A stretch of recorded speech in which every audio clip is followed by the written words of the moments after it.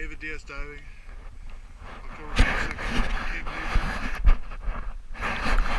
This boat's a Sea Ray. It has no zincs on the shafts or rudders.